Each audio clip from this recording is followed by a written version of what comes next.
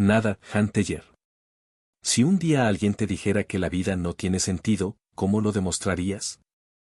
Esta es la historia de un grupo de adolescentes que intentó hacerlo y terminó cruzando un límite sin retorno. Quédate hasta el final y descubre por qué esta novela fue censurada en varios países. Y si te gusta este contenido, suscríbete para más historias que te harán pensar. Capítulo 1. La rebelión de Pierre Anton. El día que todo cambió. Era un día cualquiera en la pequeña escuela de Taeng. Los alumnos de séptimo grado se encontraban sentados en sus pupitres, escuchando la voz monótona del profesor de historia. La rutina transcurría sin sobresaltos, con las mentes de los estudiantes divagando entre el aburrimiento y la espera del timbre que anunciara el recreo. Nadie imaginaba que esa mañana, una sola frase haría que todo cambiara. Pierre Anton, un chico de 14 años con una mirada inusualmente vacía para su edad, se puso de pie de repente. Su silla se deslizó hacia atrás con un ruido seco contra el suelo. Todos los ojos se giraron hacia él, esperando que se disculpara o que explicara el motivo de su interrupción. Pero en vez de eso, pronunció unas palabras que caerían sobre la clase como una bomba. Nada importa. Por eso no vale la pena hacer nada. El aula quedó en silencio. Algunos rieron incómodos, creyendo que Pierre Anton estaba bromeando. Pero él no sonreía. No parecía dudar. Con una calma perturbadora, tomó su mochila y caminó hacia la puerta. ¿A dónde vas, Pierre Anton? Preguntó el profesor, desconcertado. A ninguna parte, respondió el chico sin voltear. Y con esa simple respuesta, desapareció por el pasillo. Nadie lo vio volver a la escuela después de ese día. El ciruelo y las palabras como piedras. Pierre Anton no se marchó del pueblo. En lugar de eso, se instaló en un viejo ciruelo al borde del camino. Subido en sus ramas, con las piernas colgando, observaba el mundo con la actitud de alguien que ya lo había entendido todo. Desde su posición, podía ver a sus compañeros pasar cada mañana camino a la escuela. Y él, con voz pausada y distante, les lanzaba frases que se clavaban como espinas en sus mentes. Nada de lo que hagáis tiene sentido. Todo es una pérdida de tiempo. Vais a morir, y nada de lo que hagáis lo cambiará. Al principio, los chicos intentaron ignorarlo. Pero no era tan fácil. Porque, aunque odiaban admitirlo, las palabras de Pierre Anton tenían algo de verdad. La duda se fue instalando en ellos como una sombra. Cada noche, al acostarse, algunos de sus compañeros de clase no podían evitar pensar en lo que él decía. Si realmente nada importaba, ¿por qué se molestaban en estudiar, en hacer amigos, en soñar con el futuro? El mundo, que hasta entonces había sido un lugar lleno de posibilidades, comenzó a parecerles absurdo. El miedo a la nada. No era solo lo que Pierre Anton decía. Era la seguridad con la que lo decía. Sus compañeros intentaban convencerse de que estaba equivocado, pero cuanto más lo pensaban, más difícil se volvía encontrar pruebas de lo contrario. La vida estaba llena de normas y obligaciones. Había que ir a la escuela. Había que sacar buenas notas. Había que encontrar un buen trabajo. Había que casarse, tener hijos, envejecer y morir. Pero ¿y si todo eso no era más que una ilusión? Una historia que los adultos repetían para no enfrentarse a la verdad de que, al final, todo desaparece. El grupo de compañeros comenzó a cambiar. Al principio, intentaban hacer como si nada pasara, pero la voz de Pierre Anton seguía resonando en sus cabezas. La desesperación empezó a mezclarse con la rabia. No podían dejar que él tuviera razón. Si Pierre Anton creía que nada tenía sentido, tenían que demostrarle que sí lo tenía. Lo que no sabían era hasta dónde los llevaría esa necesidad. La decisión, demostrar el significado. Una tarde, después de la escuela, los chicos se reunieron en un descampado. Había enojo en sus voces y fuego en sus ojos. No podían seguir viviendo bajo la sombra de las palabras de Pierre Anton. Si dice que nada importa, tenemos que demostrarle que está equivocado, dijo Agnès, con el ceño fruncido. ¿Pero cómo? Preguntó Frédéric, pateando una piedra. Silencio. Nadie tenía una respuesta clara. ¿Cómo se demuestra que la vida tiene significado? ¿Con palabras? No, Pierre Anton no les creería. Fue entonces cuando surgió la idea. Podemos reunir cosas que realmente significan algo, propuso Elise. Hacer una montaña de significado. El grupo se miró entre sí. La idea parecía absurda, pero también poderosa.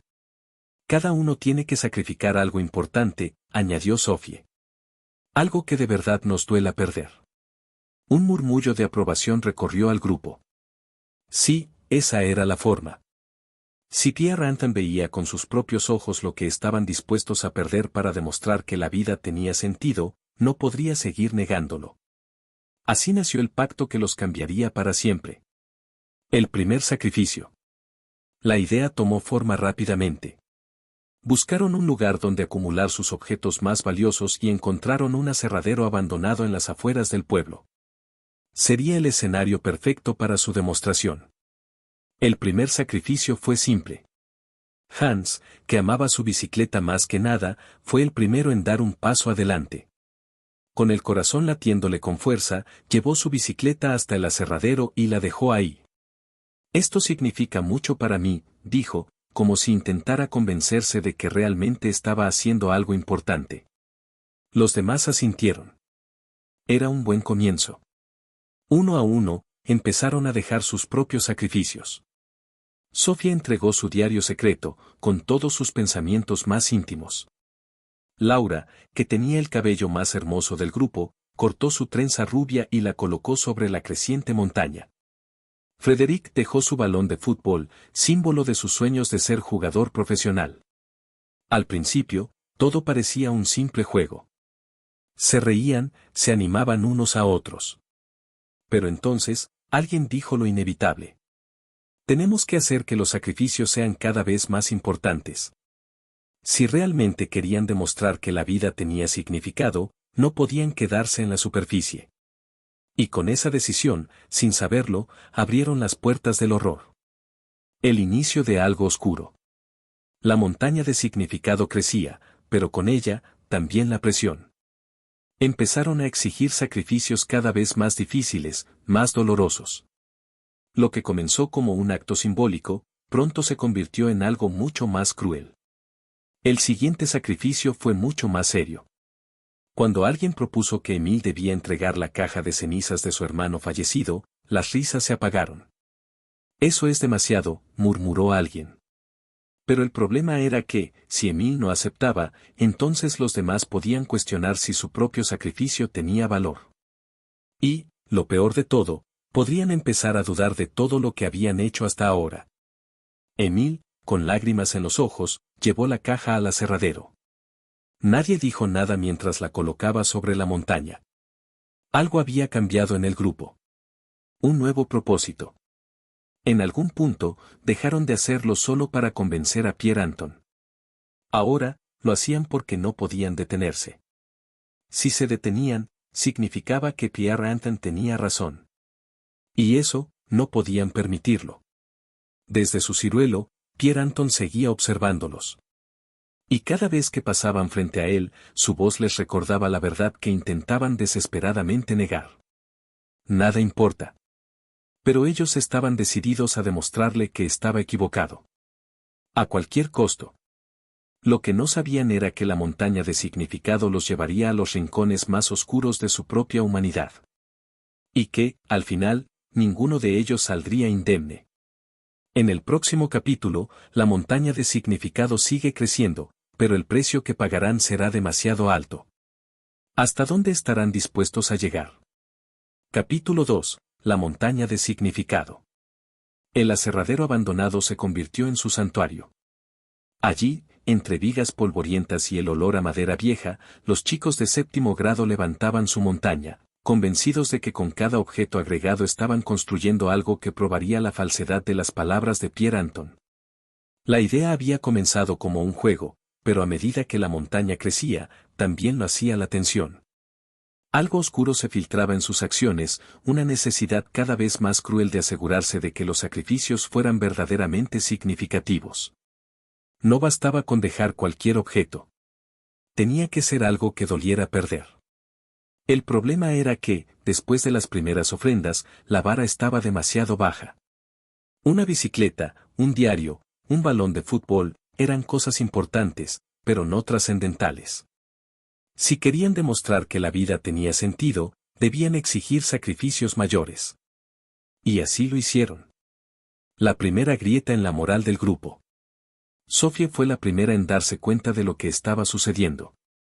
Se suponía que todos elegirían su propio sacrificio, pero cuando le llegó su turno, no fue ella quien tomó la decisión. Fue el grupo. Sophie tiene que dar algo más valioso que su diario, dijo Frederick, cruzándose de brazos. Algo que realmente signifique algo para ella. Sophie sintió un nudo en el estómago. Ya di mi diario, respondió, con la voz tensa. Eso no es suficiente, dijo Agnès. Todos estamos dando cosas que realmente nos importan. Sophie miró a su alrededor. Sabía lo que esto significaba, no podía negarse. Si lo hacía, sería como admitir que su sacrificio anterior había sido insignificante, que su diario no valía tanto como los demás habían creído. Y, más aún, quedaría fuera del grupo. ¿Y qué tengo que dar?, preguntó finalmente. Hubo un silencio incómodo. Entonces Elise, con voz temblorosa pero firme, dijo: Tu inocencia. Sophie sintió que el mundo se detenía por un instante. Hubo risas nerviosas. Alguien intentó decir que era demasiado, pero las palabras se quedaron en el aire. Nadie quería ser el primero en oponerse. Nadie quería arriesgarse a que su propio sacrificio fuera cuestionado. El grupo decidió por ella. Sophie no lloró. No dijo nada. Simplemente dejó que la arrastraran hacia el destino que le habían impuesto. Y cuando volvió, con la mirada vacía y las manos temblorosas, ninguno de ellos fue capaz de sostenerle la mirada. La montaña sigue creciendo. El sacrificio de Sophie marcó un antes y un después. Algo se rompió en el grupo ese día. Algo que no podía repararse. Ya no eran simplemente niños recolectando objetos significativos. Ahora, cada sacrificio debía superar al anterior, demostrar que realmente importaba. No podemos detenernos ahora, dijo Frederick. Si lo hacemos, todo lo que hemos hecho hasta aquí habrá sido en vano. Así que siguieron. Uno por uno, fueron imponiendo sacrificios cada vez más crueles. Hans, que soñaba con ser guitarrista, tuvo que entregar el dedo que usaba para tocar. Con la ayuda de un cuchillo y muchas manos que lo sujetaban, la ofrenda se realizó en un silencio tenso, interrumpido solo por el grito ahogado del chico y el golpe sordo de la falange al caer sobre la madera del aserradero. Emil, que había cedido la caja de cenizas de su hermano muerto, creyó que con eso bastaría. Pero no. El grupo quería más. Tienes que dormir en el cementerio por una noche, le dijeron. Y lo hizo. Tembló bajo el cielo frío, escuchando los crujidos de la tierra y los sonidos inexplicables entre las tumbas. Cuando regresó, sus ojeras eran profundas y su piel tenía un tono enfermizo. Pero no dijo una sola palabra. Uno a uno, fueron sacrificando lo que más amaban. Pero ya no lo hacían por Pierre Anton. Lo hacían porque no podían parar. La indiferencia de Pierre Anton. Cada día, al pasar frente al ciruelo, esperaban ver un cambio en Pierre Anton. Alguna señal de que sus sacrificios estaban funcionando. Pero él seguía igual. Observaba desde su rama, con la misma expresión vacía, y les lanzaba sus verdades como cuchillos afilados. Nada de lo que hacéis cambiará la verdad. Todo lo que estáis perdiendo es en vano. La montaña que construís no tiene más significado que un montón de basura. Eso era lo peor. Que tal vez tenía razón. Pero si lo admitían, significaba que todo lo que habían hecho había sido inútil. Que habían destrozado sus propias vidas sin propósito alguno. Y eso no podían aceptarlo. El sacrificio final. El día en que le tocó a Elise, todos sabían que su sacrificio debía ser el más grande de todos. Nadie dijo nada en voz alta, pero lo sentían. Después de todo lo que habían hecho, la montaña necesitaba un último sacrificio. Algo que realmente probara, de una vez por todas, que la vida tenía significado. Elise temblaba. No quiero, susurró. Pero ya no había lugar para el no. El grupo rodeó a Elise. La empujaron suavemente hacia la montaña. Tiene que ser algo grande, dijo Frederick. Algo que no pueda reemplazarse, añadió Agnes. Y entonces, en un murmullo apenas audible, alguien pronunció la sentencia. Su vida. Hubo un instante de absoluto silencio. Elise palideció. Su cuerpo entero se tensó, y en su mirada se reflejó el pánico absoluto. Eso es demasiado, dijo Laura, la misma que había cortado su trenza semanas antes. Pero ya no había vuelta atrás. No después de todo lo que habían hecho. Si nos detenemos ahora, todo habrá sido en vano, repitió Frederick. La frase que había justificado todo hasta ahora. Y entonces, entre la tensión, la incertidumbre y el horror absoluto, Tia Rantan bajó del ciruelo por primera vez en meses. Los observó con una mezcla de curiosidad y burla. Os lo dije, susurró. Nada importa. Y en ese momento, algo en el grupo se rompió por completo. El sacrificio final aún no se había realizado. Pero lo harían. Porque ya no podían detenerse. La inevitable tragedia. Los días siguientes fueron un borrón de tensión insoportable. Y Liz desapareció. Nadie hablaba de lo que había ocurrido, pero todos sabían. El aserradero quedó en silencio. La montaña de significado, con todas sus ofrendas macabras, seguía en su sitio, como un monumento a la locura. Y en la cima, lo más valioso de todo. Lo que ellos mismos habían destruido. Cuando la policía encontró la montaña y la desmanteló, cuando los adultos comenzaron a hacer preguntas, cuando los padres exigieron respuestas, los chicos de séptimo grado se dieron cuenta de la verdad. Pierre Anton nunca había necesitado probar su punto. Ellos lo habían hecho por él. El grupo se disolvió. Nadie volvió a hablar de lo ocurrido. Pero todos llevaron la marca de la montaña en su interior. Porque en su intento de demostrar que la vida tenía significado, lo único que habían probado era lo contrario. Capítulo 3. El último sacrificio. El invierno se cernía sobre el pueblo de Tain cuando la montaña de significado alcanzó su punto máximo. Para entonces, ya no quedaba rastro del juego inocente que había comenzado todo. Lo que al principio eran simples ofrendas se había convertido en un altar de desesperación y brutalidad. Pero Pierre Anton aún no se inmutaba. Y eso los enfurecía. No importaba cuántas cosas valiosas sacrificaran. No importaba cuánto hubieran sufrido, cuánto hubieran perdido. Desde su rama en el ciruelo, Pierre Anton seguía mirándolos con la misma expresión de indiferencia. Esa mirada los devoraba por dentro. Fue entonces cuando decidieron que la montaña aún no estaba completa. Que faltaba el sacrificio definitivo. Y que esta vez, Pierre Anton no podría ignorarlo. La confrontación final. El grupo se reunió en el aserradero, rodeando la montaña de significado. Nadie hablaba. Nadie se atrevía a decir en voz alta lo que todos estaban pensando. Hasta que Frederick rompió el silencio. La montaña aún no está terminada. Las palabras pesaron en el aire como una sentencia. Nadie protestó. Laura, que había sido una de las más reticentes desde el principio, cruzó los brazos con nerviosismo. ¿Qué más podemos dar?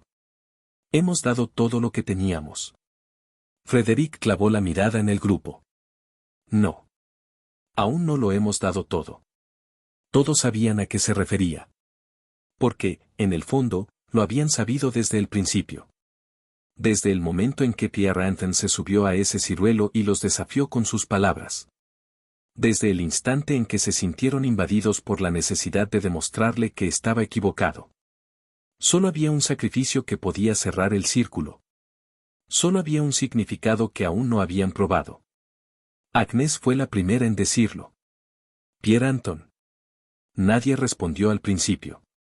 Pero el silencio lo confirmó todo. Pierre Anton debía ser el último sacrificio. La casa de Pierre Anton. Aquella noche, el grupo se movió con una extraña sincronía. No hubo debates, ni dudas, ni moralidad. Ya no había vuelta atrás. Cuando fueron a buscar a Pierre Anton, lo encontraron en la misma posición de siempre, colgado de una rama del ciruelo, con la mirada fija en la nada. No pareció sorprendido al verlos. ¿Ahora qué? Preguntó, con su voz pausada y burlona. Ven con nosotros, dijo Frederick. Pierre Anton arqueó una ceja. ¿Para qué? Para que veas la montaña de significado, intervino Agnès. Para que veas lo que hemos hecho. El grupo entero lo observaba con la respiración contenida. Sabían que, si se negaba, no dudarían en usar la fuerza. Pero Pierre Anton no se resistió. Saltó del árbol con la misma ligereza con la que había subido el primer día. Y lo siguió. La sentencia. El aserradero estaba en penumbras cuando llegaron. El frío de la noche se filtraba entre las rendijas de la madera podrida y el suelo crujía bajo sus pies. Pierre Anton contempló la montaña de significado con una expresión inescrutable. Caminó alrededor de ella, inspeccionando los objetos con una lentitud irritante. La bicicleta. El diario. El dedo amputado. Las cenizas del hermano de Emile. La trenza de Laura. El sufrimiento de Sophie. Y en la cima, un ataúd vacío.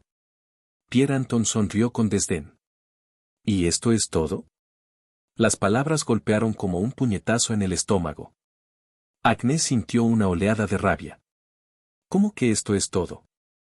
Escupió. ¿No lo ves? Todo lo que hemos dado, todo lo que hemos perdido. Pierre Anton se encogió de hombros. No significa nada. Las palabras cayeron como una maldición. Frederick avanzó un paso, con los puños apretados. ¿Cómo puedes decir eso? ¿Después de todo lo que hemos hecho? Precisamente por eso, respondió Pierre Anton, con la misma calma indiferente de siempre. ¿No os dais cuenta? Habéis dado todo y seguís sintiendo que no es suficiente. Porque no hay suficiente. No hay nada que pueda darle sentido a lo que no lo tiene. El grupo entero sintió que el suelo se abría bajo sus pies. Porque en el fondo, sabían que era verdad. Lo que habían hecho no los había llenado. No los había salvado. No los había convencido de nada. Habían sufrido. Habían hecho sufrir. Y todo seguía siendo vacío. Entonces, en un acto de pura desesperación, alguien empujó a Pierre Anton. Fue un movimiento instintivo. Un arrebato de furia. Pero en ese momento, todo el grupo comprendió lo que debía hacer. Pierre Anton cayó al suelo con un golpe seco. Intentó incorporarse, pero una mano lo sujetó por el brazo. Luego otra. Y otra. La furia contenida explotó como un incendio. Puños. Gritos. Rodillazos. La montaña de significado tembló cuando el cuerpo de Pierre Anton se desplomó contra su base. Al principio, él intentó defenderse. Golpeó, pateó, arañó. Pero eran demasiados. Y entonces, simplemente dejó de moverse. El último sacrificio había sido hecho. El silencio después de la tormenta. Cuando la adrenalina se disipó, el grupo retrocedió, observando con horror lo que había hecho. El cuerpo de Pierre Anton yacía inmóvil a los pies de la montaña. Su rostro, antes lleno de desdén y burla, ahora estaba en paz. El miedo se apoderó de ellos. Laura comenzó a llorar en silencio. Hans se cubrió la boca con las manos temblorosas. Emile cayó de rodillas. Por primera vez en todo ese tiempo, entendieron lo que habían hecho. Intentaron convencer a Pierre Anton de que la vida tenía sentido. Y en el proceso, se lo habían arrebatado. El desenlace. Los días siguientes fueron un caos. El cuerpo de Pierre Anton fue encontrado, y la policía hizo preguntas. Pero el pueblo entero se sumió en un silencio incómodo. Nadie quería saber la verdad. Uno por uno, los miembros del grupo comenzaron a distanciarse. Nadie volvió a hablar de la montaña de significado. La escuela siguió funcionando, las estaciones pasaron, la vida continuó. Pero nada volvió a ser igual. Porque todos sabían. Sabían que, en su intento de probar que la vida tenía sentido, habían demostrado lo contrario. Sabían que Pierre Anton había ganado. Y lo peor de todo, es que una parte de ellos siempre lo había sabido. Fin. Ahora que conoces la historia, dime, ¿realmente la vida tiene sentido o solo nos aferramos a una ilusión? Deja tu opinión en los comentarios, quiero saber qué piensas. Y si este resumen te dejó con la mente en llamas, suscríbete para más relatos que te harán cuestionarlo todo.